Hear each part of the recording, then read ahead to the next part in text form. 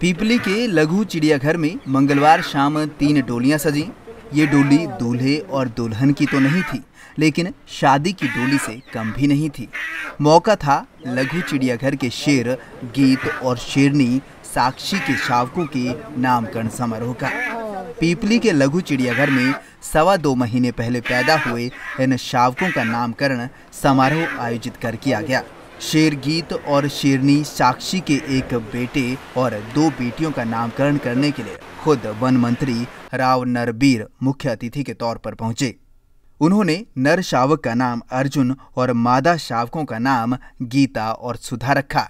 और ये मेरा सौभाग्य है कि इस पावन पवित्र भूमि पर मुझे इन शावकों का नाम रखने का अवसर मिला।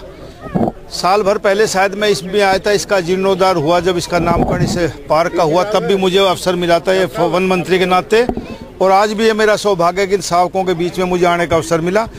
लघु चिड़ियाघर के कुनबे में बढ़ोतरी हो गई है। 2.25 महीने पहले गीत और साक्षी ने 5 शावकों को जन्म दिया था, लेकिन 2 शावक जन्मजात बीमार होने के कारण दम तोड़ गए। लेकिन जूनागढ़ से खास तौर पर पीपली में लाए गए गीत और साक्षी के 3 शावक पूरी तरह से स्वस्थ हैं। जब साक्षी उनको स्तनपान कराने में नाकाम रही तो उन्हें पालने के लिए अमेरिका से खास तौर पर बिल्लियों का दूध मंगवाया गया। 1.5 महीने तक तीनों शावक अमेरिका से मंगाए गए दूध के बूते पले। उसके बाद से उन्हें चिकन का सूप दिया जा रहा है। बाकायदा तीनों शावकों पर चिकित्सकों की टीम लगातार 24 घंटे नजर रख रही है। भारत के किसी भी चिड़ियाघर में प्रजनन के बाद 3 शावकों के जीवित रहने का यह संभवतः पहला मामला बताया जा रहा है। इसलिए वन विभाग भी इसे बड़ी उपलब्धि मान रहा है।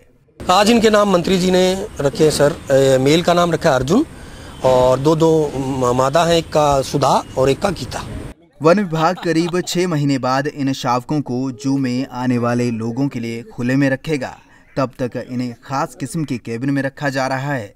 इस जालीदार कैबिन के जरिए तीनों शावक एक दूसरे के पास हैं, ताकि उनको अकेलापन भी महसूस ना हो। बाकायदा पूरे हाइजीनिक माहौल में उन्हें रखा जा रहा है, ताकि किसी प्रकार के संक्रमण का खतरा ना बने।